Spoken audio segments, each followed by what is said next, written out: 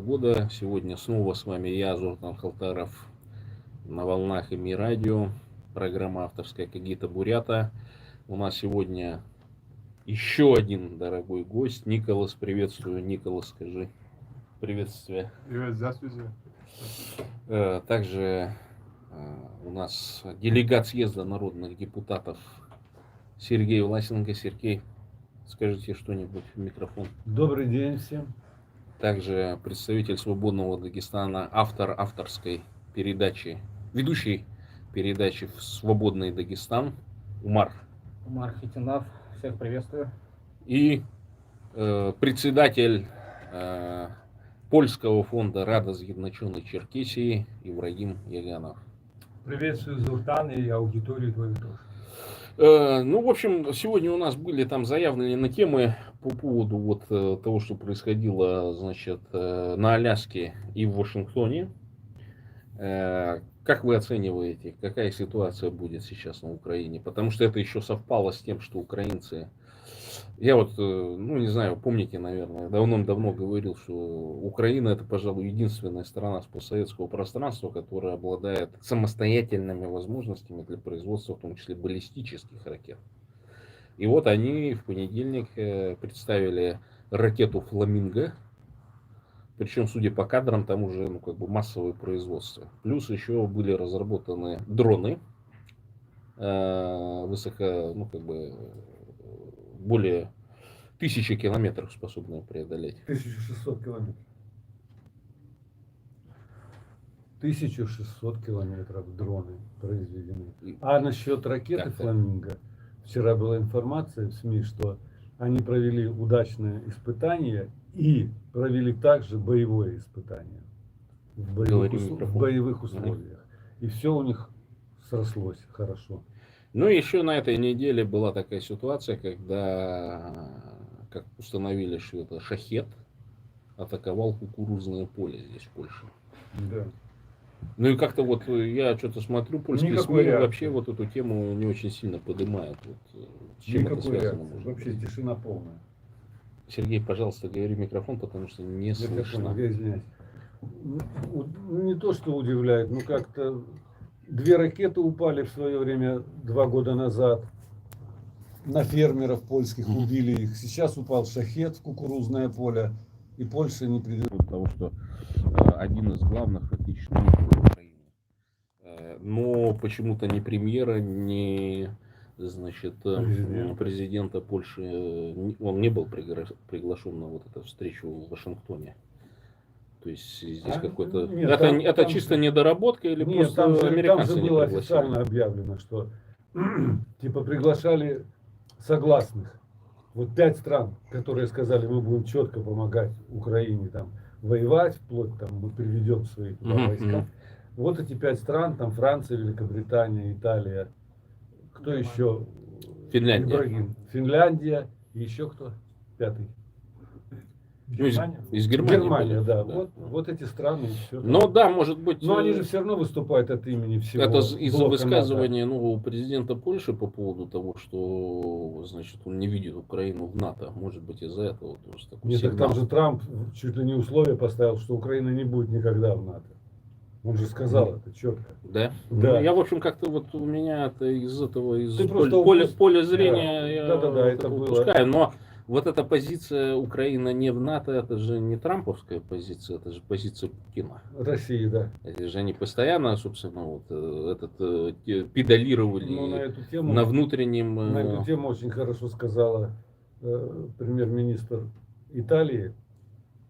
Италия вот была там тоже. Следующее, да, она сказала, что мы, значит, Украина, даже если не в НАТО, то фактически она в НАТО. Мы будем также с ней содействовать, принимать вообще все действия, будем работать с Украиной, как будто она в НАТО. Вот таким образом. Ну, я думаю, здесь надо учесть, что этот шахед упал не просто на территорию Польши, а попала на территорию НАТО. И НАТО молчит, во-первых. В 70 километрах от Варшавы. Во-вторых... Причем пролетел достаточно прилично. Во-вторых, ситуация меняется и далеко не в сторону НАТО. Здесь уже ситуация, ну, ввиду того, что 5 основных стран, членов НАТО, уже открыто заявляют о том, что они готовы вмешаться в этот конфликт, выражаясь мягким языком, это уже говорит о том, что здесь уже Польша, как одна из членов, но не самый главный член, он даже там не присутствовал. Здесь особо возмущаться тоже не приходится по той основной причине, что в военном плане Россия все-таки крепнет. И вот этот фактор очень серьезно пугает членов НАТО. Россия все-таки ядерная держава. Россия до сих пор жестко держит свои позиции. И давайте просто элементарно просто посмотрим, как Путин держится перед Трампом. Особенно последняя встреча была довольно-таки выигрышной для Путина. Трамп не может понять, почему Путин не хочет закончить войну. Элементарно Путин не может закончить войну. В отличие от Трампа, у Путина советское образование. Если бы Трамп почитал любой среднеобразовательный учебник Советского Союза, он бы там вычитал бы, почему Путин не может закончить эту войну. Это очень интересный факт, исторический факт. Давайте немножко углубимся в историю. 812 год. Наполеон в России. Россия, как всегда, единолично победила Наполеона, разгромила, была в Париже, как победитель вернулась. И армия, которая видела европейский образ жизни, вернувшись обратно в Россию, буквально в течение 10 лет они совершили вот эту революцию декабрьскую. Это военные, которые как раз воевали в это время. Дальше, ну, японскую войну давайте вспомним. Опять доблестная русская армия, ну, героически проиграла эту войну. Мы помним крейсер «Варяг», миф об этом крейсере. Да, Сусильская. Вот, они вернулись, и в 1905 году очередная революция, которая совершила армия. Первая мировая война, опять ничего нового. Героическая русская армия чуть-чуть не выиграла Первую мировую войну. Вернувшись, они совершили революцию в октябре. Вторая мировая война. Ну, здесь ситуация чуть-чуть другая. Революции не было по той причине, что Сталин был победителем, а русская армия фактически осталась в Европе по Варшавскому договору. И вот даже возьмем Чеченскую войну.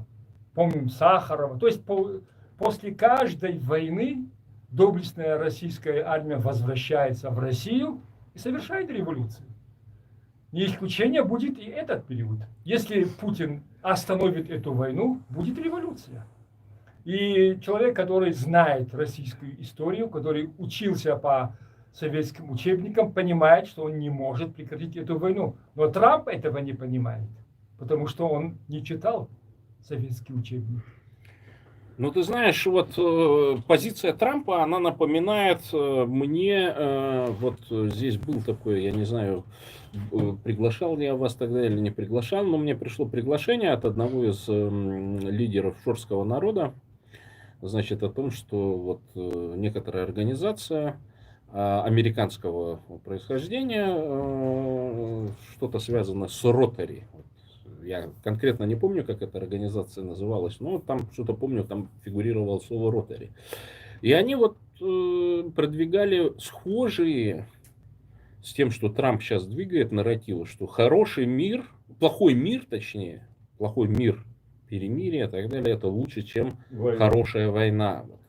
Такие вот какие-то, ну, вроде бы как действительно с точки зрения вот такой классической, ну, я ее называю классическая аутическая правозащита, когда они в упор не видят, например, каких-то национальных проблем или, например, того же этноцида, геноцидов там и так далее, ну, вот начинают разговаривать там чисто исключительно про права человека.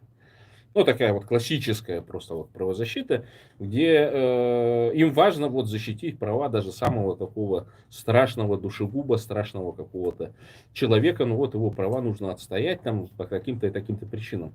И это, ну вот, на самом деле, это в области права человека это нормально работает, но когда мы говорим, что если мы вот такую позицию, что мы любого тирана должны замерять и еще каким-то образом умасливать его, что ли, понимаете, для того, чтобы вот он заключил, пошел с нами навстречу, на переговоры, то есть они это считают уже достижением. То есть и с точки зрения вот внутренней американской политики, тут же Трамп, он же не, он популяр такой, да, то есть который шоумен, Да. который работает, но он вот это все дело, внешнюю политику он обращает как бы на свое благо. Сейчас вот, например, такая же ситуация. Вы слышали о том, что Трамп какой-то флот выслал в сторону Венесуэлы? А меня впервые насторожило то, что за Мадуро стали давать 10 миллионов. Не 10, за Мадуро дают Или 50 миллионов. То есть это вот насторожило, что мне кажется, что в течение месяца и Трампу вот эта вот вся мирная инициатива, там связанная в том числе с Израилем, Ираном, там с Индией, Пакистаном и так далее, она нужна для того, чтобы вторгнуться в Венесуэлу. И вполне возможно, что с Путиным они там на Аляске даже не про Украину говорили, а про то, что мы сейчас твоего Мадуро уберем, и ты нам должен дать разрешение. Да, Сергей. Я еще также думаю, потом надо будет мнение еще Ибрагима послушать. Я думаю, что Трамп, если закончит с Венесуэлой, порешит в свою пользу, то это очень сильно повлияет и на Путина. Ну, конечно, на его нефтедоллары. Да, на его существование очень сильно повлияет, вплоть до того, что Путина свергнут. Даже своим, может быть. Ну, режим табакерки запущен. Я думаю, Трамп не нуждается в разрешении Путина, чтобы вторгнуться в Венесуэлу. Не, а он об этом речи нет. Да, нет, я утрирую. Ума. Поэтому я думаю, что вообще в общей ситуации, которая сейчас происходит, возникает вопрос, кто же все-таки выигрывает? Я думаю, выигрывает Китай. Китай выигрывает эту войну сейчас. А война уже стала довольно-таки глобальной, потому что задействовано слишком много. Уже попахивает мировой, может быть, даже не третьей, а четвертой мировой войной. Поэтому в этой ситуации я не думаю, что у Трампа нету козырей уже. Он всем доказывал, что у Зеленского в рукаве нету козырей, что козыри у Путина и у него. Ну, да. Но оказывается, по-моему, у него тоже нету козырей. Поэтому сейчас он, не имея каких-нибудь реальных результатов по всему пакету, который он всем обещал, когда была предвыборная кампания, он бросается вправо-влево, каждый день что-то новое, несуразное, нету ничего, какой-то логически продолжающейся политики, что-то он в какой-то панике ищет выход из этой ситуации. Один из выходов, Не-не-не, Умар, давай. Он помирил Азербайджан и Албанию. Это слава Трампа. Он много говорит, да. То есть он помирил Азербайджан и Армению, которые и без него там помирились бы. Суть не в этом. Не, но мне кажется, все-таки они специально, то есть Армения и Азербайджан в этом отношении использовали Трампа. Да, молодцы. Это был быстрый путь. Потому Да. что Трампу это и надо помирить. А России это не надо мирить. В общем, к чему я? По моему мнению, переоценивать Трампа тоже не стоит. И правду говорит Ибрагим, козырей у него никаких нет. И неоткуда им взяться этим козырям Трампу. Но что я думаю по поводу там, если сравнить его действия с Россией и с Венесуэлой. Я думаю, что это как в случае с насильником и убийцей. Если за насильником и убийцей есть богатая или влиятельная семья, то обычно она делается легким испугом, там, иногда арестом, иногда даже без ареста обходится. Ну, скажем, его не сильно наказывают. А если убийца-насильник не имеет связи или денег, его по всей строгости закона как бы осудят. А иногда даже могут и не поймать вообще. То есть в зависимости от обстоятельств. Тут то же самое. Путин у нас убийца-насильник с ядерной дубинкой. Поэтому наказывать его никто не будет. Он уже откупился. Ну, первое, у него есть ядерная дубинка. Второе, он может предложить больше, чем Венесуэла, да? Намного больше. То есть. А в случае с Мадуро, что у него там есть? Ничего у него нет, чтобы отбрыкаться. То же самое, Азербайджан, Армения и так далее. Все сопутствующие действия, это всего лишь такой вопрос. Трампу нужна Нобелевская премия, он ее получит любым способом, даже звоня президенту Швеции, там настаивая на своем желании получить эту премию и так далее. Президенту Швеции. Да, или кому он там звонил, король там Швеции, да? Король. Или, в Норвегии он звонил, если не ошибаюсь, да? Я не помню, как. Да, Что-то ну это какой-то, Король по-моему, Швеции. был фейк, запустили, что ли, Ну что-то. да, типа, прикол в такой. этом роде. Он даже и до этого опустится, если ему понадобится премия. Суть не в этом. Мы обсуждаем довольно серьезные вещи, как, допустим, остановит ли Трамп Россию и так далее. Я думаю, вообще не об этом речь в действиях. Не об этом история. Это история о Трампе и его желании каким любым путем получить заслуженную награду, по его мнению. Никакого мира, прекращения войны и так далее, об этом речи никакой нет. Никаких козыря, никакие предварительные условия, ничего не существует. Поэтому Путин на его фоне выглядит достаточно харизматично и уверенно. Ну вот, кстати, ты знаешь, там вот я в Твиттере сижу, а Твиттер это такое вот русскоязычное, особенно там, это логово таких русских либералов. И огромная масса вот этих плакальщиков там до сих пор плачут, там высчитывают дни, когда там Навальный умер там и так далее. Но я всех этих навальнийских плакальщиков, я всех перебанил, короче, они у меня сейчас меньше возникают, но периодически залетают в ленту. И вот они там, значит, всякие карикатуры уже нарисовали по поводу того, что там русский либерал заметил, что, значит, на фоне самолета Путина, значит, американские солдаты в полевой форме, значит, красную дорожку расправляли.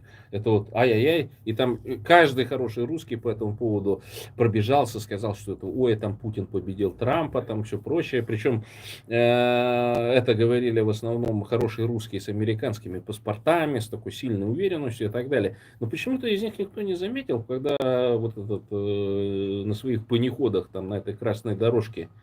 Ну, я не думаю, что у Трампа есть какие-то стельки, которые увеличивают его рост там, на 2 или на 3 сантиметра. Да? Ну, он высокий же, видно. Да, И внезапно Пыня там на своих ходулях, короче, специальным хитрым образом приделанных, шел когда?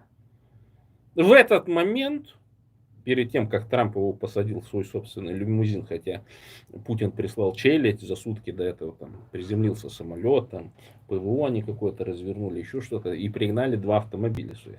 Но Трамп его усадил в свой собственный лимузин, и в этот момент прилетел бомбардировщик Б-2 стратегический, которых 21 штука была произведена, которые вот все ядерные бомбы, термоядерные, все устройства американские на себе несет. И парочка истребителей F-35. И вот это почему-то не заметили. Почему? Все заметили. Почему это же? Нет, ну это же вот Путин, вот россияне, Нет, так все называемые, они заметили. вот эти всякие символизмы. Все заметили даже. И даже... А заметили, понимаешь, почему? А почему тогда не комментируют? А потому что... А потому что, видишь, им не выгодно про это невыгодно говорить. Про то, что комментировать. это вообще- намек толстый Путину. Да, Путину. Это намек Путину. Что И в том числе мы тем... Иран забомбили, и тебя то же самое ждет.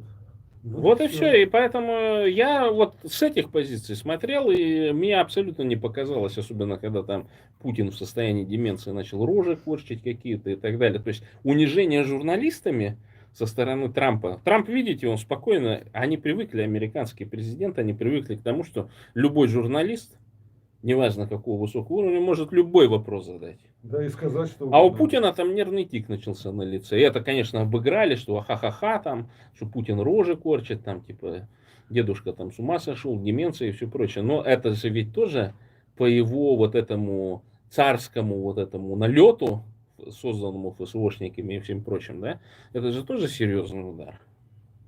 То есть Трамп, он его так подкусывал, ставил на место, что ты не легитимишь. Да, ты можешь там у себя в России хоть кем быть, хоть царем там и так далее. Но ты когда в Америку приехал, любой журналюга из моего пула может тебе любой вопрос задать. И там даже не было званого ужина, ни все прочего. То есть Трамп все сказал.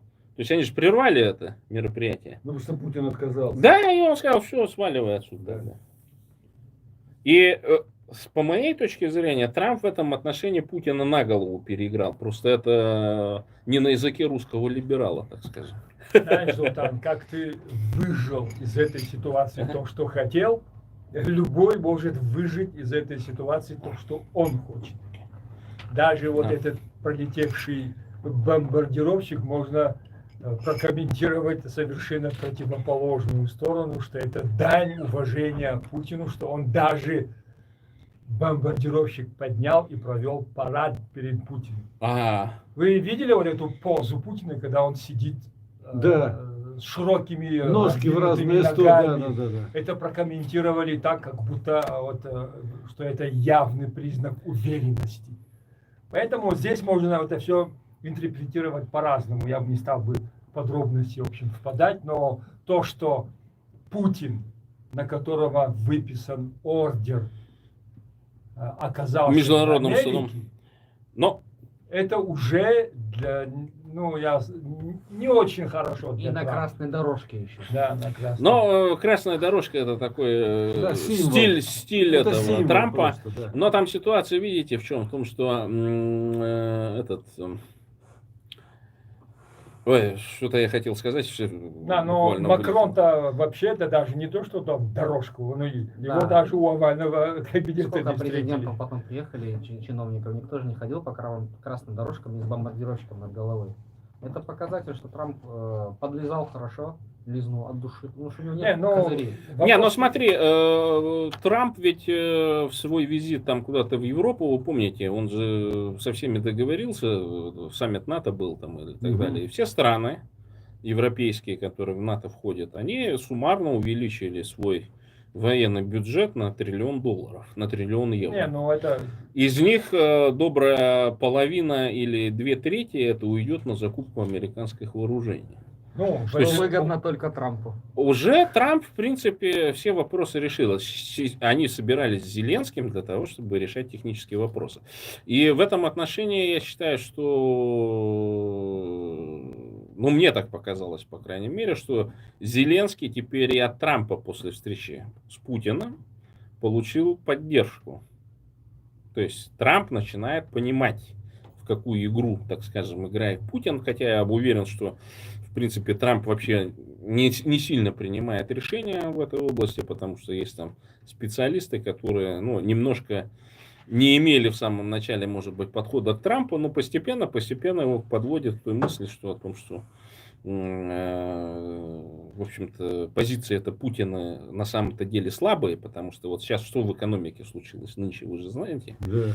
Сегодня я вот почитал о том, что с 1 сентября оказывается, Центробанк вводит 9 причин, по которых ты не можешь снять наличные средства со своего собственного счета. Да. Вчера я еще это прочитал. Это все замаскировано под видом того, что люди борются с мошенниками, там, значит, которые мошенники Ну, так же, заставляют обналичивать денежные Почему средства, интернет отключают? передавать там и так далее. Но вот у тебя лежит деньги, да, и ты их не можешь снять, потому что, ну, вот кто-то так решил.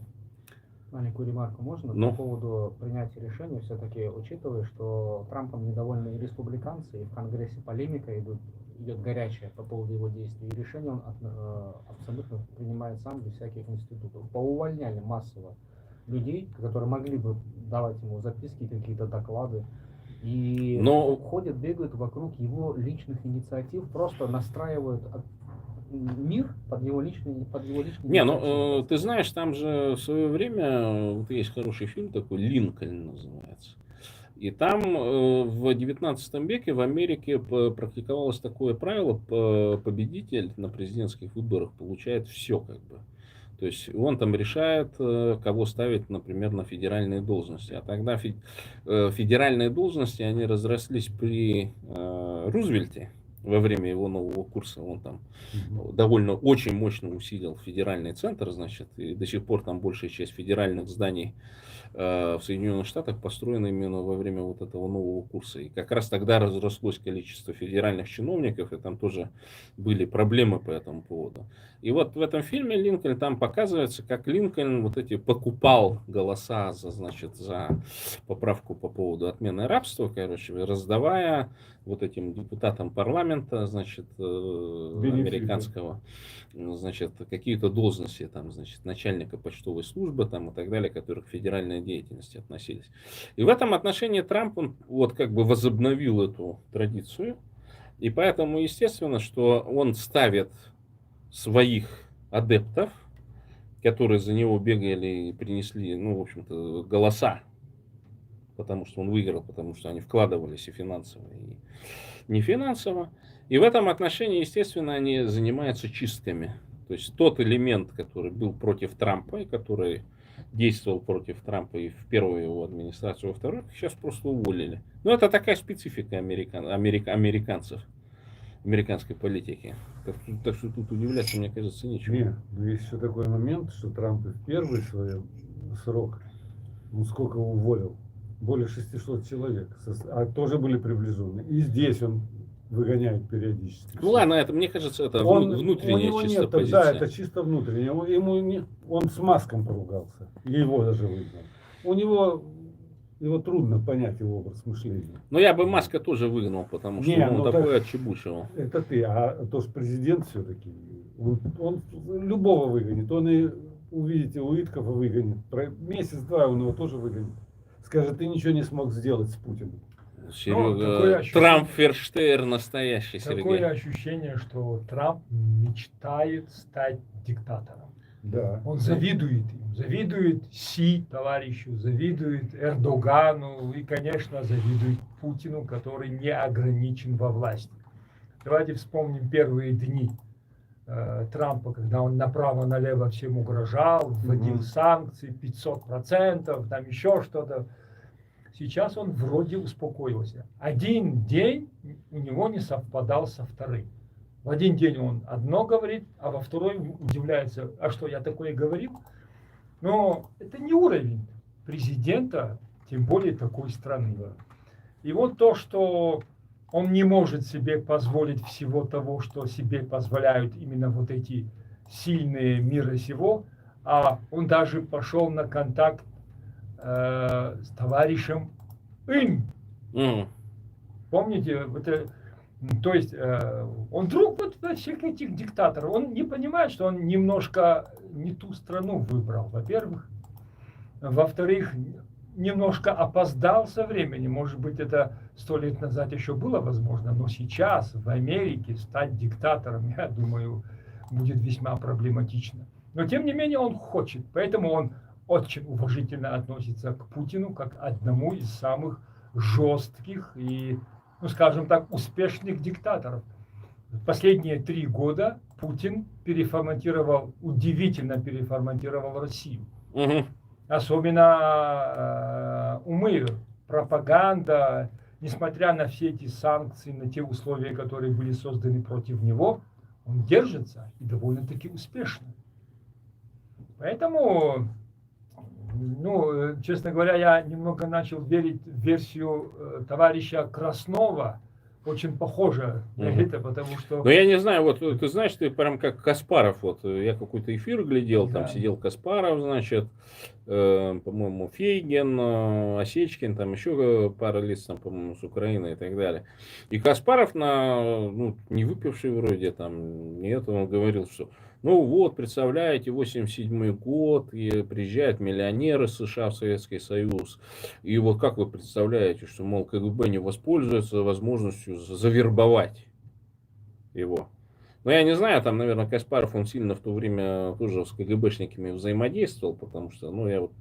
Так уверенно говорит, да? Ну да, ну, то есть, потому что там же надо было им решать тоже свои задачи, вот эту поддержать. Там же была борьба у него Каспарова с Карповым, короче. Карпов это вроде как наследие там Брежнева, там, да, где там, Коммунизм. помните, там, где этот Брежнев стоит и говорит, взял корону, держи там и так далее. А он вроде как перестроечный такой персонаж, короче. Ну, а потом дело в том, что Каспаров, он же был одним из основателей «Эхо Москвы». И ретранслятор, который «Эхо Москвы» получила, это была глушилка КГБшная.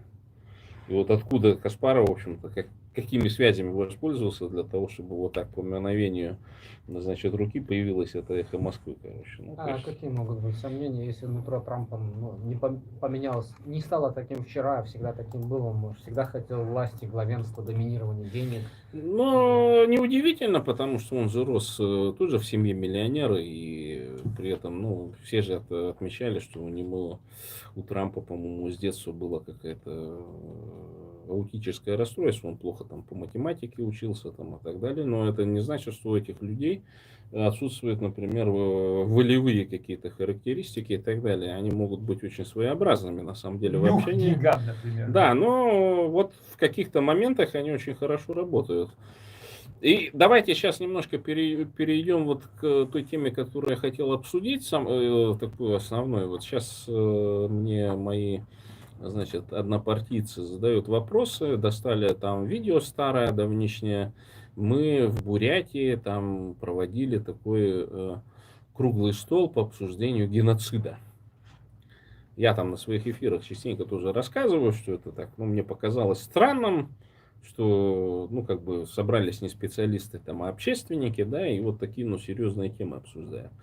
И вот ты, Ибрагим, ты, Умар, вы занимаетесь в том числе правозащитой, да, и Ибрагим, не мог бы ты немножко рассказать, вот как ваше движение, в том числе, как бы,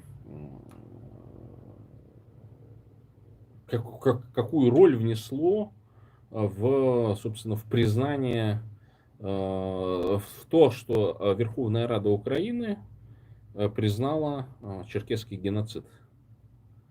Вот какие нам нужно необходимые шаги предпринять, на твой взгляд, для того, чтобы с чего начать? Потому что... Ну, думаю, прежде всего на арене должны появиться желательно несколько, хотя бы один фанатик, псих-придурок, который возьмет как смысл жизни этот вопрос, потому что это очень опасно в России. Это очень опасно, поэтому он должен быть готов ко всему. Таких у нас людей даже не несколько, а несколько десятков, которые как смысл жизни начали этим вопросом заниматься, и этим занимались последние 100 лет. У нас есть, в общем, предшественники, которые даже из белой миграции во Франции были, в общем, люди, которые проводили конференции, готовили пакеты документов, обращались в разные правительства. То есть мы не начинатели, мы продолжатели этого вопроса.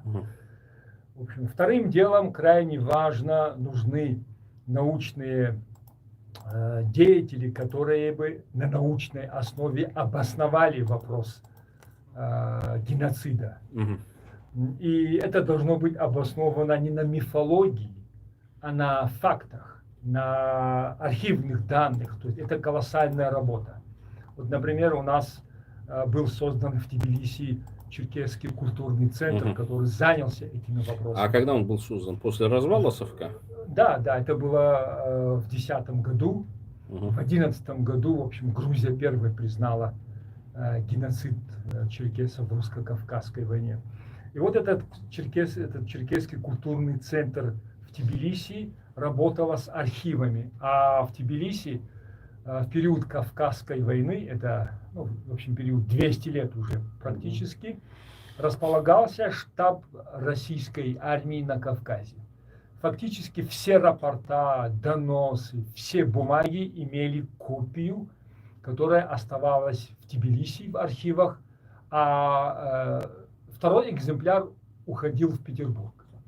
То есть в Тбилиси есть полный перечень всех бумаг, которые русская администрация на Кавказе проводила в те времена. И вот на основании вот этих документов, научных трудов, очень больших за эти последние 100 лет, была научно обоснована сама идея и сам вопрос геноцида черкесского народа.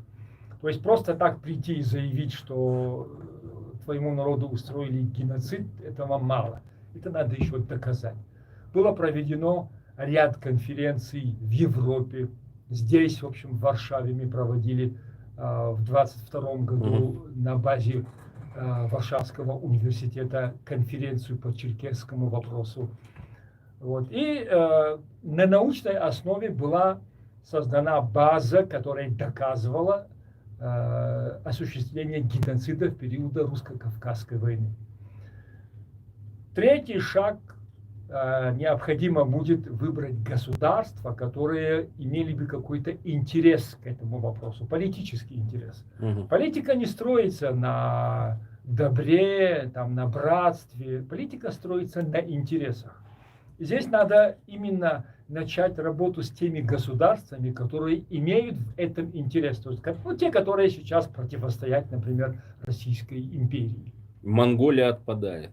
Это очень важно, потому что ну, кто такие черкесы, буряты, дагестанцы? Основному населению это даже неизвестно. И основное население ничего практически не решает, решают парламентарии. Часть парламентариев тоже не знает, что это такое. И вот здесь именно интерес, а не справедливость. Ну, конечно же, теоретически все должно быть построено на справедливости. Но, тем не менее, под текстом обязательно нужен какой-нибудь интерес. Вот, например, сейчас мы начали разговаривать с Азербайджаном. Возникли условия для этого, потому что ситуация в Азербайджане резко поменялась. И у них даже появился интерес, и они сами тоже довольно-таки активно контактируют. И учитывая то, что есть интерес, можно уже дальше развивать этот вопрос. Также мы развиваем этот вопрос с Балтийскими республиками, у которых тоже есть такой же интерес. Польша, несмотря на то, что он тоже, ну, казалось бы, теоретически должен быть этот интерес, но на этот вопрос совершенно не реагирует, потому что у него проблемы более глобальные, другие проблемы. Вот мы уже говорили о том, что Польша не отреагировала на упавшие ракеты и шахет. Разве она может отреагировать на геноцид какого-то там черкесского народа где-то в 17-18 веке? Конечно, нет. Поэтому здесь надо выбрать несколько стран. Но мы сделали очень такой серьезный шаг по той причине, что геноцид признали государства.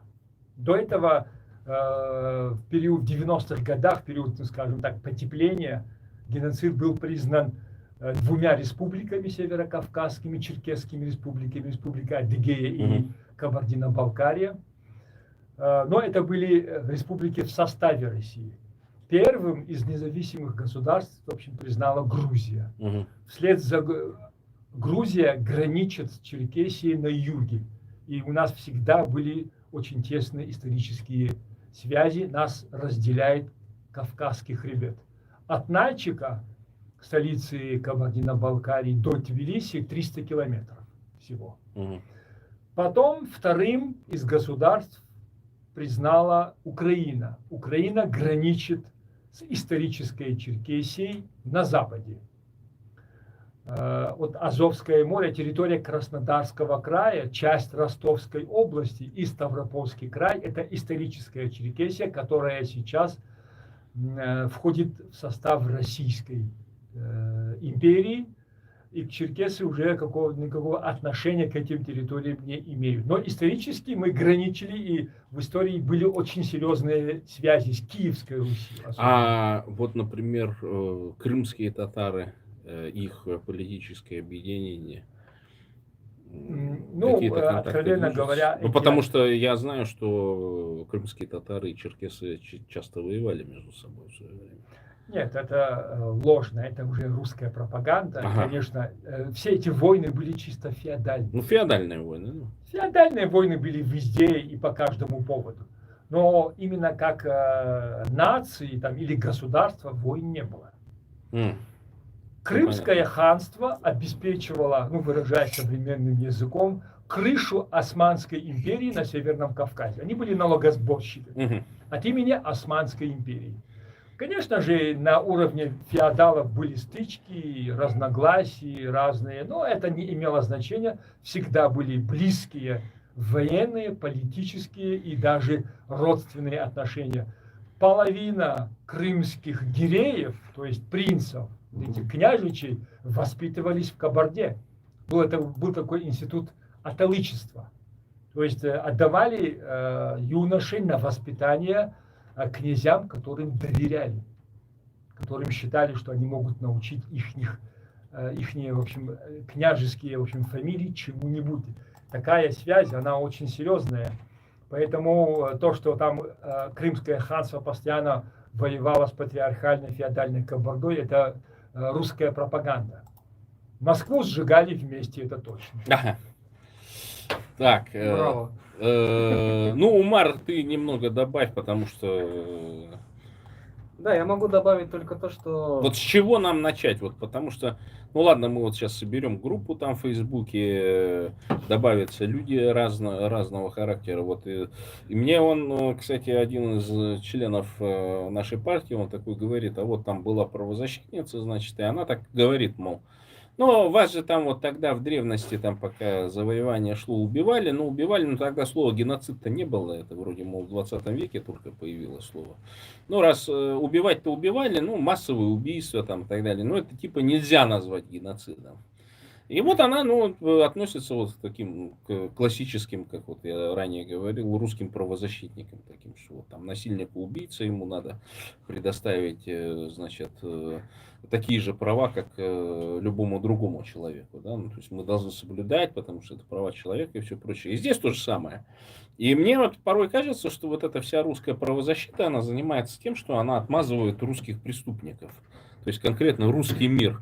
Она вот говорит, что да, вот это вот конкретно Вася, Петя там, значит, в Буче отдавали приказы убить людей там и так далее. Но это вот, ну, нельзя говорить, что это все русские хотели там в Буче, значит, совершить какой-то геноцид, этноцид и так далее. То есть вот эта русская правозащита, она вот на таких позициях стоит. И мне порой кажется, что единственная функция русской правозащиты это не доказать, что русский мир это империя, которая перманентно уничтожает наши народы. Я вот поэтому как раз и хотел бы сместить наш круглый стол, который мы хотим, именно не от исторических вопросов, потому что, ну, понятно, что это все в архивах, в земле, в воспоминаниях и так далее, да? А именно к тому, что сейчас происходит. Вот, сейчас же засекретили же всю статистику, например, по самоубийствам.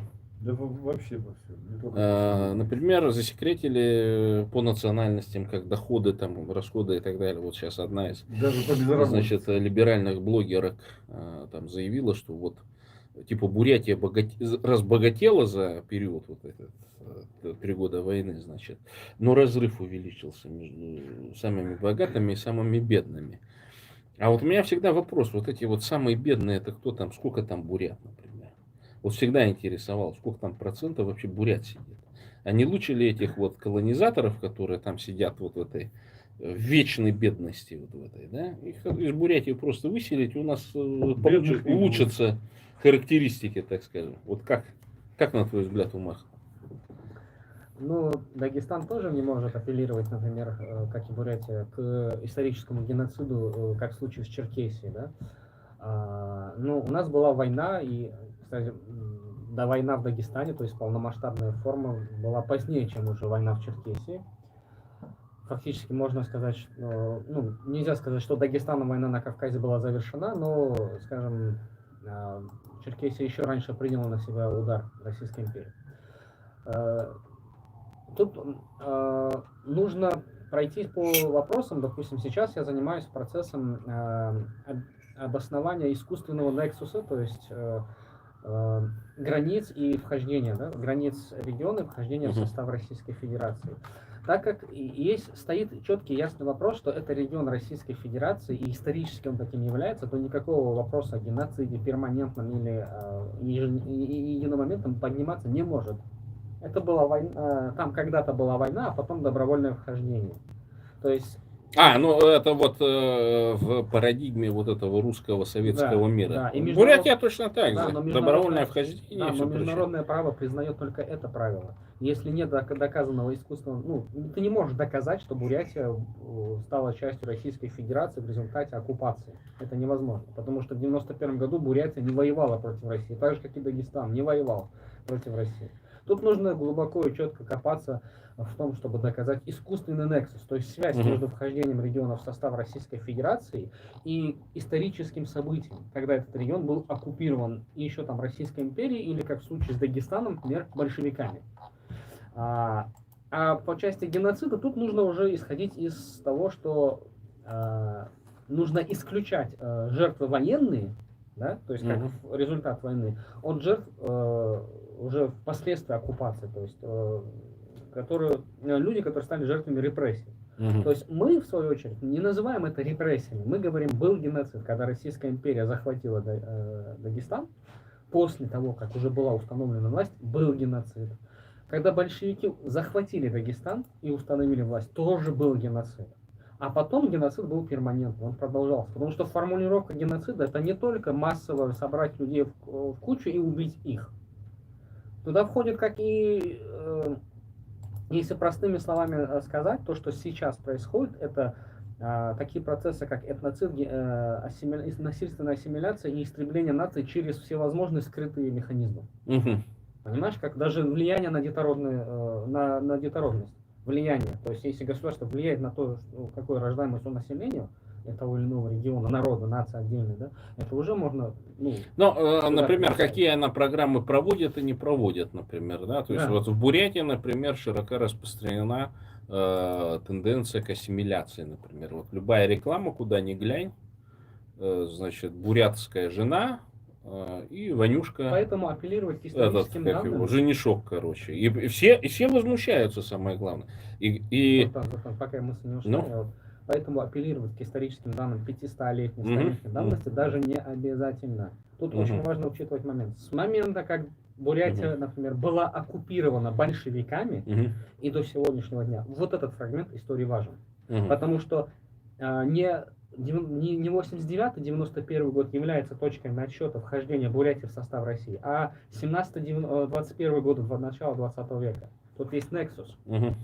Нужно доказать, во-первых, что он искусственный, что это не были никакие там антисоветские восстания, которые подавляло государство, на что оно якобы имело право и так далее. Нет, это была оккупация Советским Союзом, потом регион ассимилировался и устанавливался специфический контроль для предотвращения роста идентичности или сохранения идентичности. То есть контроль для уничтожения идентичности. Все верно, вот это вообще классическая Бурятия.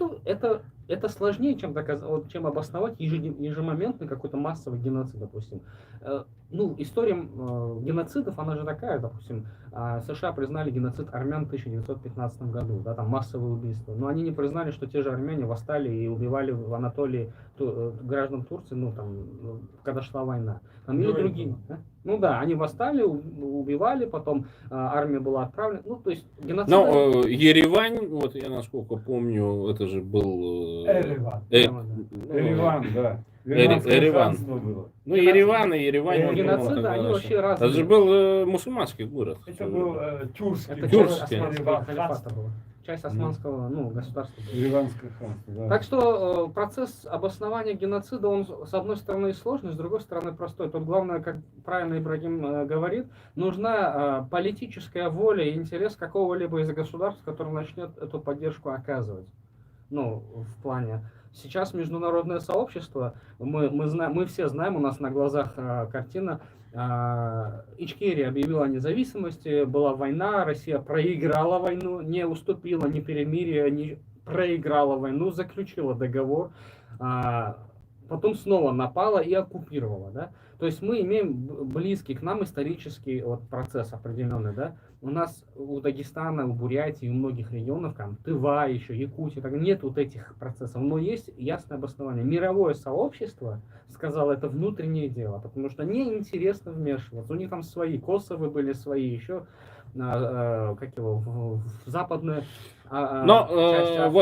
пример Косово, например, для меня очень характерный. То есть вот этот националистический режим Милошевича, он решил устроить этноцид. И тот факт, что албанцы, живущие в Косово, не стали вот жертвами, ну, такими, знаешь, ручки подняли, мы там либералы, да мы там за мир, ну, как вот у нас наши эти дураки там все, буддисты там и все прочие там, значит, заявляют, что мы там всегда мирные были, мы никогда не воевали, а я говорю, вот так закончится. Мы не знаем, там придет очередной Лешка Навальный в Москву, скажет, а никаких республик не должно быть, и что хотят. Ну, Ходорковский, например. Ну да, вот что-то типа такого. Буду понимаешь? воевать за Кавказ. И при этом, ну, может быть, даже они и этническими русичами-то и не будут кривичами там всякими. Кривичами, вятичами там и так далее. А скажут, а вот нам их ресурсы нужны. Уранчик, золотишко там и так далее, чтобы так продолжать балаболить на какие-то умные темы, кричать там всем, что вот они-то учились в самом лучшем университете мира, МГУ. Про этот университет мира вообще практически сейчас все забыли, как говорится. И даже внучок ректора Садовничева учится в Англии, между прочим, а не в МГУ. И в этом отношении, конечно, вот этот хороший русский либерал, он вот как бы как клонированный такой. И везде на разных площадках, даже вот самых оппозиционных, примерно одно и то же слышно. И вот меня, например, возмутило высказывание одного персонажа, режиссера там, с вашего, кстати, этого мероприятия. Он заявил, а вы знаете, вот настолько плохо эти вот там привыкли жить в этих регионах, что они не хотят, мол, лучше жить, короче. И вот ничего ты с ними не сделаешь, вот так они настолько привыкли. Но я было хотел так сказать, что я говорю, ну, дружище, ну, одно дело, когда это происходит, потому что стоит Ваня и все ресурсы забирает. А другое дело, я говорю, что мы дураки, что ли, плохо жить. Это вообще отдельная тема для... Ну, ты понимаешь, то есть, и вот подобные высказывания, да, они вот носят действительно такой системный характер. И вот мы видим по хорошим русским, так называемым, даже борцам с Путиным, что на самом деле вот эта русско-мирная позиция, да, ну, о том, что вот есть некий русский мир и так далее, а Путин это там какой-то диктатор, узурпатор там и так далее, да, вот в этом-то, мне кажется, и проблема, в том числе вот наших всех вот этих движений, особенно вот этих бурятских либералов, которые там лебезят, выпистованы вот этими, значит, русскими правозащитничками там и так далее. И вот в этом как раз состоит основная проблема того, что до сих пор, ну просто вот активисты, общественники, вот этот, мы фактически единственные вот в интернете, где это было, провели, вот можно погуглить, значит, круглый стол по геноциду бурят. Это вот он единственный, состоялся он в каком-то 19-м или 20-м году, я уже не помню. То есть даже в 90-е годы, когда можно было столько суверенитета взять, что там просто вытащить все архивы из этого ФСБ, не подкорректировано. Сейчас они уже все там половину уничтожили, половину подкорректировали. И тогда действительно вот предъявить, как говорится, подвести кое-что к носу русского мира. А сейчас вот действительно нам нужно выработать абсолютно иной другой механизм, для того, чтобы, собственно говоря, грамотно провести вот этот круглый стол. Ну, значит, я вообще считаю, что у нас вот проблема с языком в том числе, потому что вот в бурятском языке слова геноцида нет до сих пор, бурятского. И вот это будет первое, я думаю, задание, в том числе моим подписчикам, зрителям и так далее. Предложите, как на бурятском должно звучать слово геноцид. Напишите это обязательно в комментариях. Так, ну, дорогие друзья, есть что-то еще добавить по этому поводу? Может быть, какая-то еще тема, которую мы не обсудили? Да, что будет нормально с Украиной в итоге? Украина что ваше мнение? Победит. Украина победит, в этом даже нет никаких сомнений. Это будет трудно, сложно, с потерями, опять же, которые продолжаются, со всеми противоречиями, с борьбой даже с тем же НАТО, которое помогает Украине, с тем же Трампом, но победит. Прогноз по Украине я бы сравнял с инициативами, действиями Трампа. То есть сегодня одно, завтра другое, как Трамп захочет, что он там еще придумает, может он завтра вообще Путину продаст Украину за ценные ресурсы, кто его знает вообще, что там. Пока Трамп президент Америки, и мир ему почти подчиняется, Европа во всем, ну, сложно сказать, как, когда победит Украина, можно лишь сказать, что ну, много чего мы не сможем сейчас спрогнозировать, я так думаю. Ну, я бы не стал бы ничего прогнозировать, но я считаю тоже, что Украина победит по той причине, что в войне крепнут все, в том числе и Украина. У них и экономика уже другая, люди уже другие, ситуация, она продолжалась 3 года. Основные войны, они обычно идут до 5 лет. Украина воюет практически уже 11-й год. И не каждый народ может выдержать такую нагрузку. Они выдержали. Основную войну они выиграли. Я думаю, что осталось немного. Слава Украине.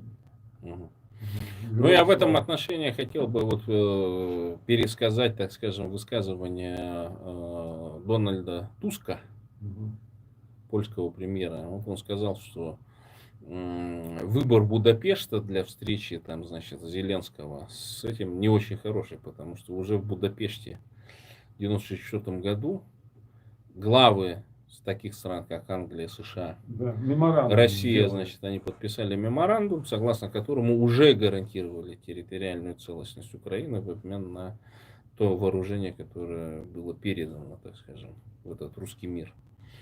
И в итоге приходят, ну, то есть Украину принуждают фактически подписать такие же соглашения, которые уже были давным-давно гарантированы в 1994 году. И еще с утратой определенных территорий. И я считаю, что это вот такая ситуация, и как вот коллективно этот Запад оценивать, и как он из этого выпрыгнет, из этой ситуации.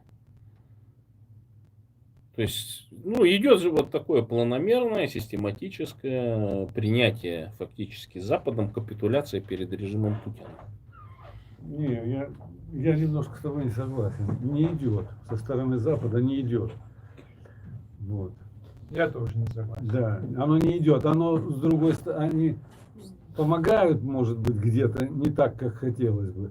Но они не хотят, чтобы Украина проигрывала эту войну. Так а что, каждый может томагавк кинуть, у кого томагавки? У американцев. Я бы хотел... В Кремле привет, и не будет Путина. Я хотел бы вспомнить вот эту притчу про то, как сварили в котле лягушку. Этот процесс растянулся, конечно, мы ожидали, что это все будет быстрее, но ситуация такова, что слишком много заинтересованных лиц, чтобы этот процесс продолжался дальше. И игроки, которые находятся в разных сторонах, это очень серьезно. Ну, Китай и Америка, они Украину на территории Украины практически скрестили свои шпаги. Поэтому так просто это не закончится. Нам остается только подождать. Но у меня такое ощущение, что Китай в Украине воюет с Китаем, потому что дроны китайские. Ничего личного, с другой стороны. Да, ну то есть проверяет эффективность своих же дронов. Нужно учитывать, что только Украина считает победой и окончанием войны как возврат к границам 91 года и закрепление мира и так далее. Я считаю, ни одна другая страна не прибегает к той же формулировке в вопросе победы Украины в войне или прекращения войны. То есть Трамп для того и продвигает нарратив, что какая бы часть территории не была отдана, это окончание войны, неважно, победа или не победа. И Запад в целом с этим согласен, потому что именно почему идет 11 лет война.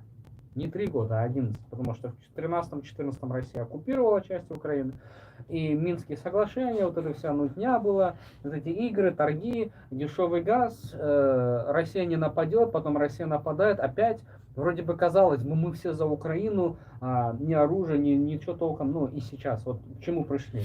Но мне, знаешь, что вот я почитал в Твиттере и на сайте Deutsche Welle, что сейчас активизировал Путин создание фейкометства по Европе. Да, такая сеть-матрешка есть, которая создает, значит, новости под видом Deutsche Welle, под видом, значит, изданий Политика там и так далее. И это все распространяется, ну, таргетирует конкретную публику. Вот, это было по поводу Германии. И там писалось, значит, такие, как будто бы о том, что повышается градус психического нездоровья среди немецких детей, там по поводу того, что, значит, вот эти ваши руководители хотят там, значит, войну развязать, то есть это не Путин хочет войну развязать с Германией или со всем миром, а это ваше правительство, Мерц, значит, хочет развязать войну с Россией, и поэтому немцы перестали рожать, чтобы не давать, значит, воинов, так скажем. А беременные на паузу стали? Не, ну вот, то есть, а это же ведь действительно это классическая формулировка вот этого, как его, пропаганды, да, самой вот такой несуразной там и так далее. И действительно она, видимо, очень сильно влияет. И вот мне кажется, это все свидетельство на самом деле того, что вот эти все, там, значит, этот же Гитлер там на уже там издыхание, что называется, режим гитлеровский находился, они же там тоже кричали по то, что у них там вундерваффе какое-то есть, там где-то какие-то полки там где-то сформированы, да сейчас там кто-то помрет, там, значит, ну, какие-то вот такие, то есть, и мне кажется, что это вот сродни этому, потому что если и Путин, он бы, если бы не знал точных данных по экономике, он бы не поперся туда, на Аляску. И мне так кажется, и как раз если сейчас постарается этот конфликт засушить, так скажем, перевести его в такую вялотекущую фазу, это даст передышку серьезную путинскому режиму. И мне кажется, его надо душить еще сильнее именно в этот момент. Сейчас именно. Еще дополнительные пакеты санкций. И задушить до такого состояния, когда вот уже холодильник начнет перебарывать, так скажем, телевизор. Ладно, ну, в общем, все мы присоединяемся к тому, что Украина в любом случае выиграет. И мне кажется, Украина не будет никогда проигравшей стороной. Ну а мы, дорогие друзья, зрители, подписчики моего канала, должны думать о Бурятии. И заканчиваю я эфир традиционной фразой. Бурятия для бурят, бурятам бурятскую власть и Бурятия от Енисея до Амура. Повторяйте это с утра, днем и вечером. И это сбудется. Всем пока и до новых встреч.